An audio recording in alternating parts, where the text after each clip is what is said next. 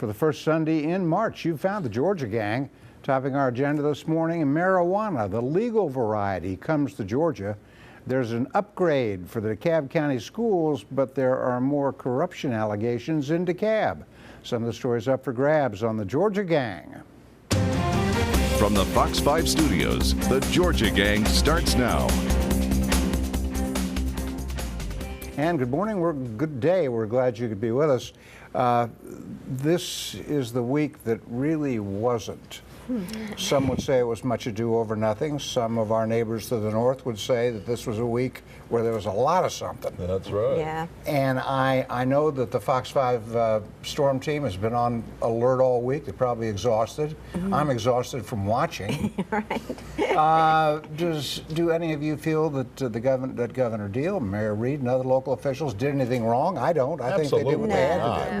No. Not after last year. They needed to be prepared, and they were ready. Better safe than sorry. All right, right. and Megan Hansen, glad you're with us, sitting in for Phil Kent. I should say that Phil Kent is up at the Conservative Political Action Conference. To that side of the table, that means Phil's got his propeller beanie on. For this side of the table, it means that Phil is listening to virtually all the Republican presidential candidates, and we'll look forward to him telling us about it when he gets back. Well, the General Assembly had truncated sessions, but as we know, as you approach the second half of the session, things start to move. And this week, the House passed the medical marijuana bill, long sought by Representative Alan Peake of Macon, and it covers 8 or 9 maladies. The Senate does not seem interested in that bill because it's got too many sicknesses in it. What do you think, Megan? You think? It does cover 8, cancer, ALS, MS, seizure disorders among the few of them. I think that it's going to be an interesting debate for sure. I think the Senate wants to keep it to children too. And I think the House bill broadens it. Is that your feeling? I think that it includes children and adults. But, you know, it's interesting to me that they would even enumerate any. They should just make it be available to people who need it as a medical remedy. And I think that over time they will. It's a first step. You know, I mean, this whole movement with marijuana use, whether it's for medical marijuana or recreational use of marijuana, is just something that's it is gaining a lot of momentum. You had a scientific review that came out last week that said that it's 114 times safer than alcohol, for instance. Alaska is the latest to join those states, Alaska, Oregon, Washington, and Colorado, as well as Washington, D.C. There's a big debate going on there of whether or not Congress should play a role. Those in Colorado is not medical marijuana. No. Colorado's but I'm just saying, left-leaning, dope-smoking Democrats. No. The problem, though, is even with the Georgia bill for medical marijuana, there's how do you get it? How do you grow it? How do you manufacture it? And so that is an issue that leads to having an overall legalization. I think that we're in a period of evolution, and this is a first step for Georgia, and we're going to evolve like these other states are. But in the meantime, while they pass medical marijuana in the House, the big measure that's on the General Assembly's plate, of course, is the transportation bill in an effort to raise $1 billion a year in fix-it money and maintenance money and new stuff money. And that bill keeps going back to committee. Who's got a read on that? I'm beginning to worry about it. It was sent back to the Transportation Committee from Rules Committee because they didn't want to make those amendments in rules. They would prefer that it be vetted through the Transportation Committee again. I know there's 3 things that they're looking to change, and one in particular is setting it back to where it starts July 1st in 2016. And also it's been complicated further by the Legislative Black Caucus because they want to make sure that the funding is spread representatively across the state and across the demographics of the state. So that's going to put an interesting tweak on it, too. I thought it was interesting that Calvin Smyre, who's the dean of the legislature on the black side from Columbus, said, I wish they'd told me about this earlier. Well, Calvin, that's why you're there, in a sense. But no, and the next thing, Al Sharpton will be down, and then Jesse Jackson, and we'll have the usual demands. I don't think so. I think that it is. I just want the roads built. Well, but I also think it's a reasonable expectation that there would be some effort to be inclusive with, what is it, $1 billion we're talking? Mm-hmm. So, you know, it would be nice. That's what it be. And the black population in Georgia is almost 30%. And the representation right now with the Highway Board, Department of Transportation says it's about 4% black and minority and female But we're assuming that the contractors. decision would be not based on need or based on other qualifications when we immediately jump to that. I mean, who's to say that it wouldn't go where it needs to go and to meet the needs of everybody who's using the roads?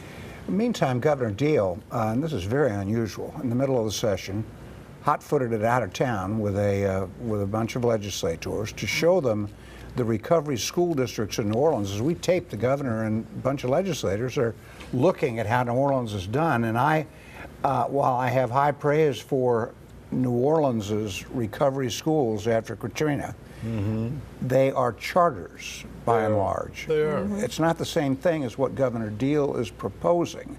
And he says there are as many as 60 schools, many of them in the metro area. That Over this 140 as the latest That's what number, it was. right? You're right. Yeah. 60 in the Statewide. metro. That this recovery school district would take over. But again, New Orleans is different. Those are charters. They dismantled. And plus, New Orleans is New Orleans, right? It's this one city, and this is the whole state talking about going all over the It is, state. and it's a special case because of an infusion of foundation money and other funds following. As a result of Katrina. Right, the hurricane. I think, though, right now we need to be looking at all models to see what works and how they've worked. And All if, of the above. If it works, Right. then let's try something. I agree with you. Well, and I agree with that too, except why don't you just look within the respective systems and then take off some of the onerous requirements in testing and reporting and administrivia that is keeping a lot of teaching from going on. Now, the religious freedom bill down at the state capitol also seems to be stalled, and the people who oppose it brought to their side Georgia's former attorney general and one of our most respected attorneys, Mike Bowers. And Mike Bowers, you know, he's my age. I guess you get cranky when you get old. And I guess you just say, I'm done arguing this. So Mike Bowers likens this religious freedom bill to a measure that could allow the Ku Klux Klan Well, yeah, to we've adopt seen all their that. masks again. That's right, because the Ku Klux Klan was a Christian organization, and they Religious, they practiced under that mantle of being a religious organization, and that it was religious freedom. You know, and we've seen a lot of others. We've seen, and he cited some of those cases. He talked about, maltreatment of children, for instance. Yeah. Right. In the under name of religion. In the name of religion. But of course, the great irony, and I know that you were going to get there, is his history with Hardwick versus Bowers. The most appropriately named Bowers- case Bowers- in the history of the U.S. Supreme Yes. Court, Hardwick When it got versus to the Supreme Bowers. Court, yes. And we'll leave it at that. And Mike Yes. Bowers successfully argued that case Yes. before the U.S. Supreme Court. Yes, and Robin Shahar, who he would not hire because she was Planning a wedding. planning a wedding, a gay, one of a her gay own. wedding, exactly right. And she had some very complimentary things to say about Mike Bowers on his current stance. Well, but again, you know, Everybody evolves, right? I've toyed with, no, some people have core beliefs. But I have But some people can be mistaken in those core beliefs but you know, I've too. toyed with this idea that there ought to be a rule like when Jimmy Carter gets to 80, we don't quote him anymore. No. Bowers isn't that old Come on. yet. Well, listen, that sounds like what is that called? Ageism? Is that another ism that? It how would about apply to that? him too at some Yeah, point. That's though, right. so You know, we need to- the clock's ticking on me on that deal. All right, we've got to get out. But when we come back, as Phil predicted last week, there's an interesting tax cut plan in the legislature, and there's good news for students in DeKalb County schools. Stay with us. Have a question or comment for the Georgia Gang? Visit their website at myfoxatlanta.com. We're not going to dwell on this because I personally don't think it's going anywhere this session. But as Phil had reported last week, State Representative John Carson from Cobb County, with the backing of the Speaker, introduced a bill that is kind of a conservative's dream in some sense. It would cut the state's income tax rate from 6% to 4% to make us more competitive with our neighbors. But it also would add a 1-cent sales tax statewide and the dreaded phrase tax food and groceries. Groceries, Right. yeah. And that's Do any of you see it going anywhere this time? Something that major? Maybe not, and probably primarily because of the transportation bill that Megan was talking about. And so I think that they've just got too many things to juggle right now. Governor's focus right now is on education, and I think that transportation bill and getting it passed. But it's a great trial balloon to float. We've seen this before, and it looks like this one might have some traction.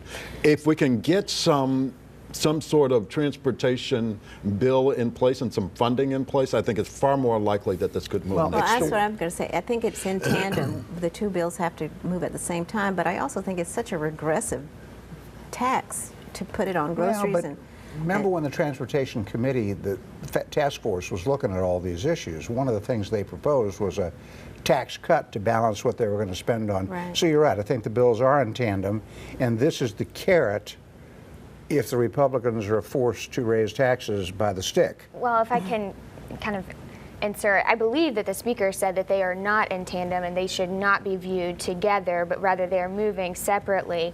And I think that it's a great conversation that Representative Carson has started. So I really appreciate us kind of moving that ball forward. It also eliminates a lot of breaks, a lot of tax breaks, and special exemptions and things like that, including one for Delta Airlines. And Delta says that's illegal. They can't take their tax break back. I thought that was kind of amusing. Well, but they did vote in 2012 to make it a permanent tax break, and now they want to change it. It's really interesting, too. They also now have decided to expand it beyond Delta and say all airlines.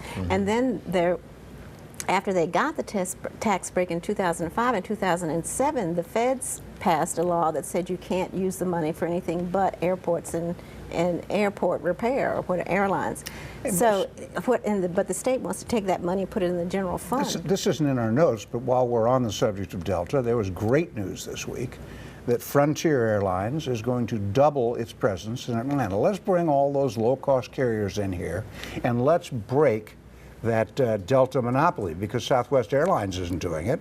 Let's get travel for the people. Come on, Frontier Airlines. Come on, Spirit Where's Airlines. that mean for Frontier? Are they going from 2 gates to 4? No, I think they're. Their presence, right? I can't remember. They're doubling their presence. They're going to 9 cities, I believe, and I think that's good news for travelers whom Delta strangles. Well, then they're going to have to decrease their prices on luggage and extra prices that they add in at the end because they charge them. Yeah, you're exactly right. I mean, sometimes when you're dealing with these airlines, you just as rather pay the premium than deal with some of their side add-ons. issues and their lack of customer service. I hate to name one in particular, but Spirit is atrocious. As the father of 2 daughters who Yes. fly regularly on Spirit, I have not had the pleasure, but my daughters agree with you. All right, so Jeff, you're no longer a spokesman for the DeKalb County Schools, so I'll just go to you on this. I think that was very good news that the Southern Association of Colleges and Schools this week upgraded DeKalb County schools from, they got their own language, but they're now 1 step away from being fully accredited. Yeah, it's great news. I don't. As for the disclaimer, I don't know if I'm on or off. It fluctuates. But anyway, you know, they've moved up. They were, as you know, they were on probation, and now they're just a step away. They're back where they started, which was on advisement. It's a great thing. It shows the stability that the current superintendent and board have brought to the school system, and that there's some tremendous confidence from SACS, Advanced Ed now, of the progress that they're making. And really the only thing that they're looking at now with the school system is leadership, and the fact that they're looking at a new superintendent and they've got a new board, and they've got to try to figure out how to work as a 7-member board instead of a 9-member board. But in terms of all of the other required actions that SACS had specified, those have been taken care of. In the meantime, the Georgia Accrediting Commission is about to accredit the system, which would be another sigh of relief. But Jeff, you talk about that leadership. I've been giving this a little bit of thought. Why isn't the current superintendent, Michael Thurmond, being considered for the permanent job? It's an obvious call. He's done a good job. He's done everything that needed to be done. Does he want it?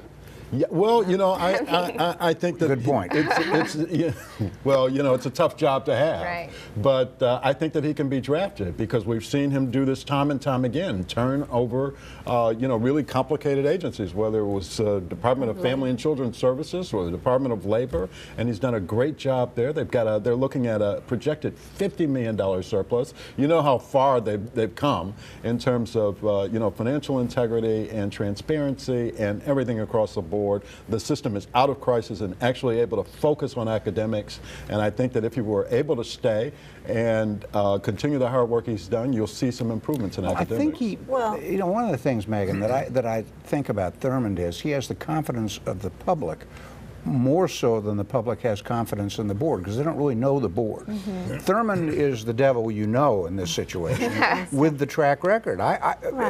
You make a good point. Does he really want it? He's not an educator. And then the other part of that too is Whoops, I you think didn't get to talk. from the, oh, I'm sorry. It's okay. I thought she already said that. Oh, okay. I thought you were just aiming No. her. Please go ahead. No, go ahead. Well, the point I was going to put in was that he doesn't have the education background, which is what some of the Sachs people may be looking for, is the leadership to have that. And some people like a challenge, to conquer the challenge and then move right along. All right. In the meantime, DeKalb's other woes continue, though. I noticed the Senator Elena Parent, who replaced Jason Carter in the state Senate, has got a bill to require the commission to hire an internal auditor. Why haven't they done that all these years? It's so obvious they need an internal auditor. John Boyer, the husband of former Commissioner Elaine Boyer, will join her in the Crossbar Hotel, pleading guilty to bribery charges and that straw man deal where the money went from the county to the guy on the Georgia coast and somehow miraculously into the Boyer's bank account. Miraculously, yeah. And then the AJC late in the week revealed that another commissioner, Stan Watson, is in the spotlight. I don't think he's being accused of anything yet. But Jeff, that fellow you worked for occasionally, Vaughn Irons, the Development Authority chairman, received $1.5 million in contracts that allegedly violate this state law. No, well, they didn't, and there was a disclaimer. He is a client. There was a ethics opinion, and so the AJC and another television station have done an investigation into whether or not that ethics opinion was voted upon and how it made its way to the county. In inference there is that Vaughn Irons may have had something to do with it or has been untruthful. Vaughn Irons has stated publicly that he is willing to submit to a polygraph examiner and to prove that he had nothing to do with it. And so I think that his integrity is intact and that he's going to be exonerated. And again, you know, the Stan Watson connection is simply that he was, like so many legislators, county commissioners, and others, he had a retainer agreement. He voted on a contract for APD, and he has apologized for it. I don't know about commissioners being on consultant deals with developers. Well, you know, but we've got a long tradition of that in Georgia. Commissioner, no. You know, we've got a long tradition of that in Georgia because they are part-time. We're not paying them on a full-time basis. That's true. Also true of our legislators, and they're able to go out and make a living, and they ought to be able to do that. And we have a history of ethics violations too. Yes, we do. So those might be kind of. All right, when we come back, the Fox 5i team zeroes in on the Fulton County Police Chief. There's a lot of stuff to go around in the various counties. We'll be back in just a minute.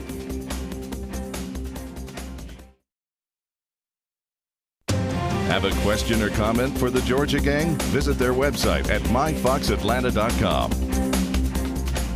Fox 5i team and the intrepid Dale Russell changed the subject from DeKalb County this week to Fulton County, where Dale found that the Fulton County Police Chief has some very unusual work hours. Cassandra Robinson works at home on Mondays, that's for downtime and catching up, and during the middle of the day, she has another job. What do we think of next? Well, I mean, she's teaching, right? That's the other job. I really don't know. It just struck me so odd. Well, that was what was reported in the piece, that she was teaching at a area university, criminal justice or something like that. But isn't she on the clock for the county at the same time? Isn't that double dipping? I think that's the idea, Well, yes. yeah. Well, you would think, but there are people who have more than one job at one time. I mean, But you don't think of police chiefs as having a second job. They're not waving in traffic at Wendy's on Peachtree. I mean, you just don't think, those What? off-duty Oh, officers who okay. always help the Wendy's on Peachtree? right. So what are you saying? Well, you think of a police chief as having a job. Right. And this is your job, and you're darn well paid for it. Well, Yeah. unlike those part-time legislators we were talking about in the last segment, that is a full-time job. Yes, And you're we right. would expect for them to put in The full-time full-time hours, hours, and right. she very well might be doing that. Also in Fulton County, Plus. more than a week ago, completely off our radar, I'm sad to say, the longtime county finance director, who's been acting as the Fulton County manager, was fired for some remarks he made at a developers gathering in South Fulton critical of county leadership. But the story took 3 days to get out that he was fired. So I don't know what to make of that. I don't have any Nor do idea. Yeah, I don't know. can't put. I know the guy was a good finance director. He probably shouldn't have said some of the things he said, but do you fire him for that? I don't know. Apparently so. Yes. Apparently Yeah, you you do. do. And when you serve at the pleasure of the people and they're displeased, you go. All right. It's hard to believe, but the Atlanta teacher cheating scandal is Finally. near an end. Now think about it. 5 months. So we said, okay, we were blasé about it. Yeah, this trial could take as long as 5 or 6 months. I just want us to think for a moment about the jurors. Megan, you're an attorney. What does a juror give up? 5 months. I want to say, and I could be wrong, I haven't served as a juror yet, but I think they get like $15 a day. Yeah, they're not. Well, yeah, they're not making a They're living not on this. compensated They're very barely well for getting that. lunch. Yeah. Right. They're getting at Wendy's. They're not getting the real lunch. And frankly, is this even that interesting of a trial to want that you want to stay involved 5 or 6 months? Yeah, it just really, I think whatever they do, they deserve the public's thanks for Absolutely. sitting Right, through absolutely. 5 months of it without their Absolutely. regular paycheck and all the rest of it. The judge who complains a lot, Jerry Baxter, he's getting paid. Right. That's okay. Yeah. All right. And all the attorneys are getting paid. Yes. The attorneys always are paid. Pardon me, ma'am. Attorneys always are paid.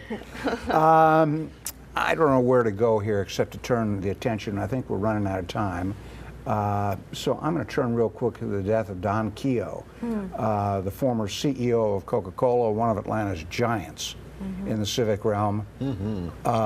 Obviously, the stalwart Coke guy and the tag team with Roberto Goizueta. Don Keogh never got the CEO's job, but he was the COO. And he was the quintessential Irishman, loyal to Notre Dame University, and he didn't even go there. He went to Creighton, another Catholic university. And Don Keogh was, other than the new Coke, which they quickly fixed, Yeah. and I think turned into an asset, if you will. Don Keogh really was Atlanta and Coca-Cola, wasn't he? Anybody- Absolutely. Oh, I mean, just a great civic leader, a great corporate leader, obviously, but a great civic leader who was always very active in civic affairs and has really helped propel Atlanta forward. All right. I think we're out of town. I'm getting that wave, which means break it up so we can come back with winners and losers.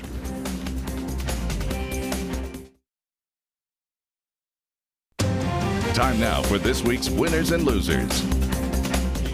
I think I've already suggested that Don Keogh, the late Don Keogh, would be our overall winner of the week. I don't think my colleagues disagree with me in any manner. Jeff, what do you have?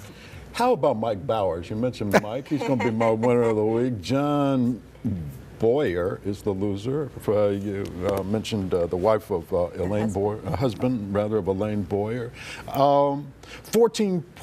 11.4 million Obamacare enrollees, and so I think Obamacare is going to be a winner, and it's probably going to be up to 20 million by the time we have another presidential election. So it'll be interesting to watch Republicans vote against that. 11.4 million moochers on the public. Oh. And let me public also, job. while I'm talking about Republicans, those congressional Republicans who dissed our chairwoman of the Federal Reserve, Janet Yellen, for talking about income inequality, I thought that was very disrespectful. I wouldn't have done that to a male Fed chief. Megan, what do you have? Well, my winner this week are Frank and Claire Underwood, because season 3 of House of Cards is released today, and I'm super excited about that because I will be binge there's my watching. week. Thank you. I didn't know that. There's my and weekend. Then my loser actually is Representative Darshan Kendrick, who tweeted on Twitter that she was going to slap Stacey Dash if she ever saw her. Stacey Dash is a black conservative Republican. She was in a great childhood movie of mine, Clueless. But then she tried to attempt to joke about it, and I'm sorry, the damage is done, and violence is not a joke. So. I saw Stacey Dash, and I thought it was Darshan Kendrick, and I said, wow, we got a attractive woman like that serving down at the state capitol. But You visit more? exactly. All right, Alexis, what do you have? Okay, I want to also salute Frances DuBose, who died this past week, and she was a great Atlanta civic philanthropist and community leader, and her service is much appreciated to the Atlanta community. And also Clark Terry, who is famous jazz trumpeter, Yes. died this past week, and he was part of the bebop to the avant-garde and to traditional And he came out of the jazz. Kansas City jazz movement. I'm very much familiar with him. Right. And did I do Morehouse last week? They had their Founders Day candle in the Don't dark. you do Morehouse every week? Yeah, well, why not? Why not? But they had a wonderful event last week celebrating their Founders Day. All right, we have to get out. My favorite announcement of the week during all the weather closings was that Underground Atlanta was closed on Wednesday. Isn't it always? Oh, no. We'll see you next week on the Georgia Gang when I hope to talk about Melvin Upton, the newest Brave.